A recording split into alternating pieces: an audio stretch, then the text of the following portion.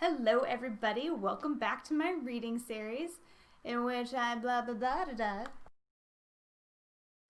This is part 2 in my reading series where I read to you parts of my published and upcoming work. Today I'll be reading to you from Noumenon Infinity. As before, I'm going to go ahead and read the back of the book to give you some context. But beware, because this is book 2 in a trilogy, there will be spoilers. Generations ago, Convoy 7 and the AI known as ICC left Earth on a mission that would take them far beyond our solar system.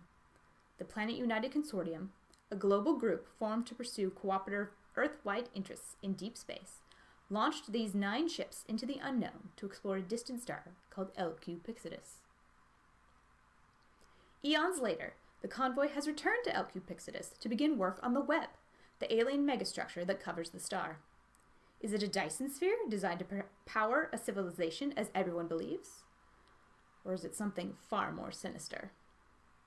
Meanwhile, Planet United's smallest convoy, long thought to be lost, reemerges in a different sector of deep space. What they discover holds the answers to unlocking the Web's greater purpose. Each convoy possesses a piece of the Web's puzzle, but they may not be able to bring those pieces together to uncover the structure's true nature before it's too late. Okay, so last time I read to you from the middle of the book. This time we're going to be starting more or less at the beginning, but not quite. So I'm going to give you a little extra context just so you understand where we're coming into the scene. So if you read book 1, you know that it starts more or less 50 years from now. It's pretty near future.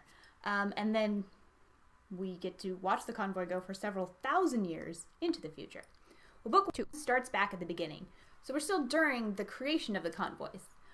Jamal Caden, who is ICC's inventor, in this scene is trying to interface a previous version of the AI called C. It's basically an operating system. It's an intelligent personal assistant with the SD drives, which are how the ships are able to travel interstellarly. So he's trying to make sure that the two systems are compatible. And while he's doing that, C has some questions for him.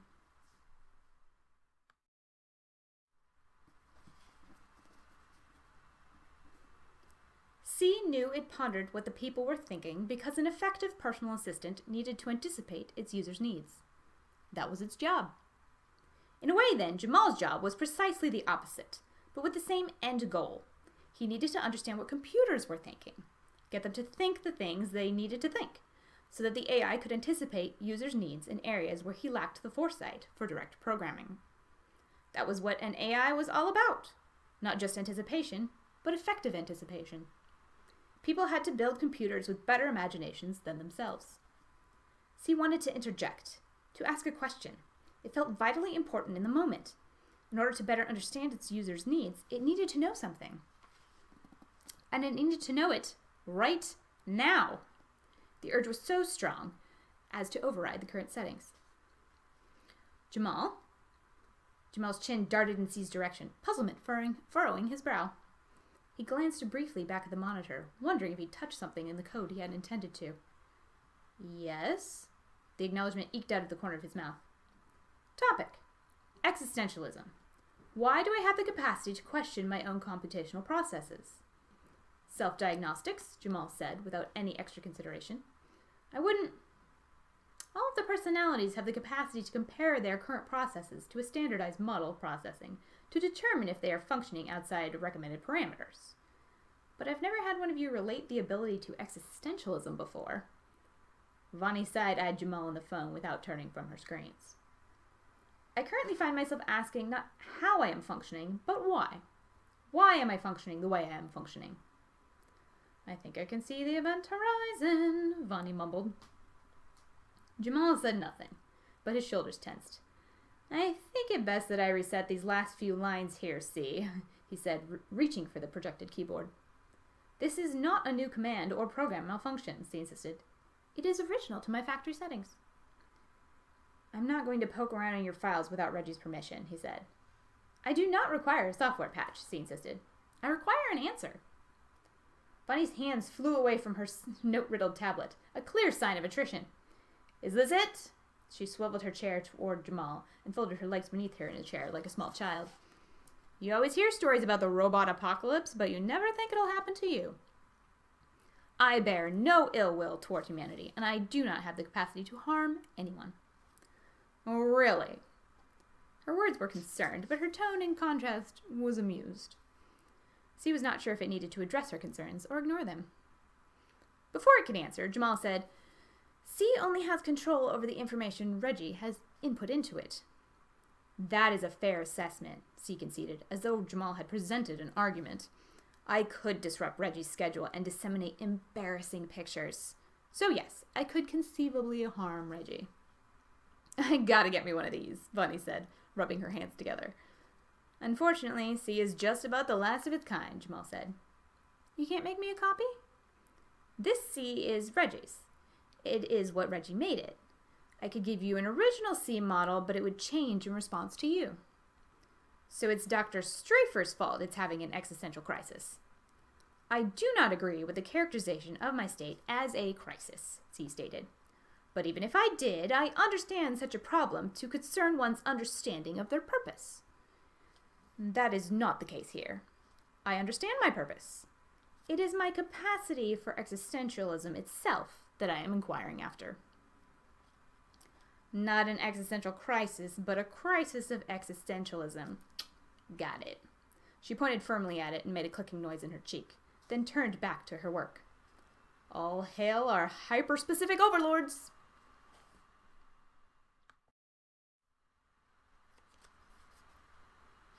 Jamal, at the very least, agreed with Miss Kapoor. C's line of questioning was, in fact, Reggie's fault. Reggie and his team arrived at dinner early. Both Dr. Nakamura and Reggie expressed disappointment in not meeting Dr. Kaufman at the lab, but Gabriel had insisted the professor not be disturbed. Nakamura seemed to understand, but Reggie, so you could tell, was put off. The visit had been scheduled months ago. That Dr. Kaufman wouldn't make time during the day to at least introduce himself had implications.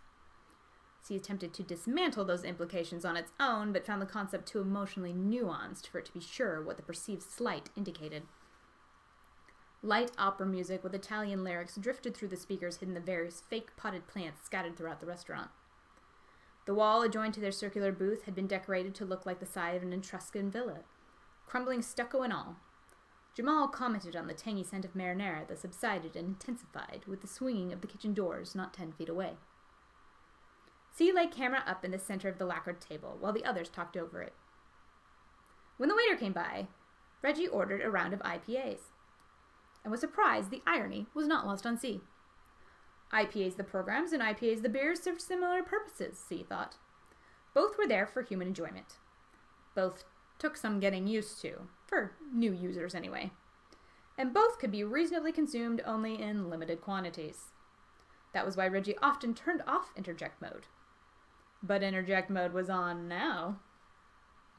IPA is a long-standing abbreviation including, but not limited to, the International Phonetic Alphabet, Indian Pale Ale, yes, thank you, Reggie cut in. Why don't you tell us more about...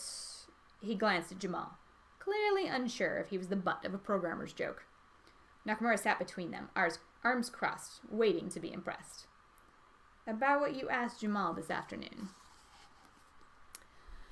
I do not think that would be productive, it said. Jamal had thought the questioning insincere, the byproduct of a misplaced line of code. They would not think any differently. See, Jamal said emphatically, if you don't tell him, he won't believe you said it, which means he'll think I'm a liar.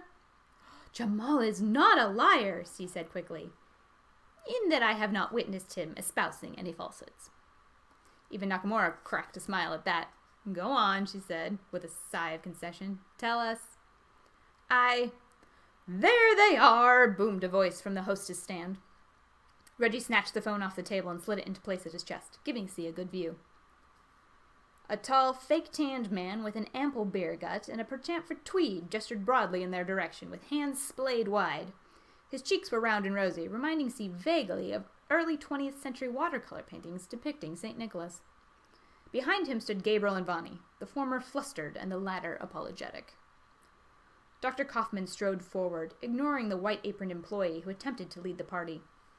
At the last minute, Vani rushed ahead of her advisor and hopped in next to Jamal, indicating they should all slide around to make room for Dr. Kaufman and Gabriel on the other end. Nakamura, for one, tapped her nails on the table in irritation, but it soon became clear that Vani's insistence had a purpose. Reggie half stood to shake Dr. Kaufman's hand, but the man waved him back down. Yes, how do you do and all that bullshit. Can we skip the formal bit? Nakamura and Jamal, who had begun to follow Reggie's lead, shrank back immediately, while Reggie was left for half a beat with his hand hanging awkwardly in mid-air. Sure, Reggie stuttered. We're really honored to meet... Who isn't? The professor asked, wriggling between his two students, caring not a whiff for how much he jostled them as long as he was comfortable. Please, he said with a thin-lipped smile. Let's talk about something other than me, shall we? Yes, I discovered sub-dimensional travel. Yes, I'm a Nobel laureate. Yes, I've spent time at the White House and Windsor Castle and the Rapshadi Bhavan and Asso Villa and the home of just about any world leader you can think of. And yes, I'm also having dinner with you tonight. I'm not going to talk about my time at the LHC or about... As he spoke, he waved his hands emphatically, sweeping wide over the table in front of both Vani and Gabriel's faces, as if they weren't there at all. Occasionally, the two students shared a knowing look behind their advisor's back, while their three guests looked on with eyebrows raised. C initially thought this introductory diatribe was part of the professor's way of halting conversation about himself. If he poured it all out first, then they could move forward, broach the actual subject of the convoys, but no. As the list of who he'd worked with and what notable projects he'd worked on grew, C realized Dr. Kaufman was engaging in a very old aspect of rhetoric called paralipsis. In effect, talking about himself while claiming these were all topics the conversation wasn't to cover. Saying while claiming not to say. Well, he went on, and on, and on, and on. C monitored Reggie's heartbeat and his breathing patterns. It noted at least 8 different biometric swells that indicated Reggie had been about to interject. But he'd restrained himself. C did not see why he should. Dr. Kaufman, C said, barreling onward when the man made no effort to pause. I have been monitoring the conversation thus far, and I think you will be interested to know that you have spoken 98.762% of the total words. Historically, the most effective conversations have an imbalance of no greater than 67 to 33 in a true dialogue. As there are more than 2 parties presently engaged, and given the power dynamics of the group, I believe you will find the discussion most enlightening if you speak no more than 22% of the time. Reggie held his breath. C did not understand why. Dr. Kaufman had ended his introduction. Now was the time for Reggie and the others to speak up. But everyone fell silent. The background concerto swelled, the wailing tenor belting out one long note. Surprise was an easy-to-recognize expression across cultures. Jamal and Nakamura sported equally wide eyes, their lips hanging open slightly as they stared at C's camera. Gabriel, for some reason, looked like he was about to be sick. His thin, dark face twisted in a sort of half-panic, half-nausea, and his gaze repeatedly flickered to Dr. Kaufman's overly red nose. Vani pressed herself into the seat cushions, hollowing her cheeks and slapping a hand over her mouth. If her shaking shoulders were anything to go by, she was suppressing laughter. In contrast, the professor was not amused. Nor did he look grateful for the information. But why wouldn't he? Reggie often asked C to tell him when he was talking too much, because he was given to rambling whenever he got nervous. C thought anyone else would appreciate the same courtesy. Buongiorno, said the waiter weakly, as he plucked the three ordered beers in front of their owners. Clearly he was not paid enough to speak Italian well, let alone ardently. What can I get you 3? Same, Gabriel said quickly. The waiter knew tension when he saw it and shuffled away. I did not intend for the conversation to halt completely, C said by way of apology. Please, continue. Realizing the wayward voice came from Reggie's pocket, Dr. Kaufman's gaze traveled pointedly to it. Can you shut that stupid thing off? Thought all those gabbers were dead. He spat it with such fervor, Jamal didn't bother to hide his glare. Vani's eyes also shifted behind her glasses, glancing at her advisor with clear irritation. I'm sorry, sir, Reggie said evenly. But I'm afraid it's broken. I can't turn it off. C made an abortive before rethinking another interjection. It's a lie, it realized. Reggie is fully aware that his phone is not broken. From the looks on everyone else's face, excluding Dr. Kaufman, they too were aware that the phone was not broken. Reggie took a long, sensuous pull on his beer. The silence and the tension mounted. C had not meant to cause problems between Reggie's group and this man, who they'd all been excited to meet. It had missed some kind of human cue, made things difficult for its user. It didn't like that. Yes, it chimed. I am currently experiencing beep boop beep. It pulled up an old-style dial tone from 100 years ago and projected it at twice the volume. Everyone jumped to cover their ears.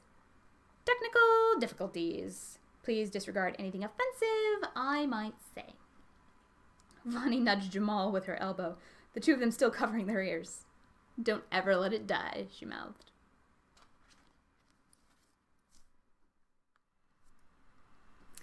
So that was a portion of Noumenon Infinity, Book 2 in the Noumenon series.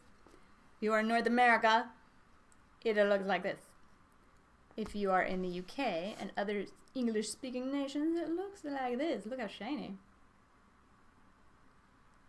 I hope you enjoyed the reading, and I hope that you come back for my next one, which will be Book 3, Noumenon Ultra, the last in the completed trilogy. Thanks so much for watching. Hope to see you again.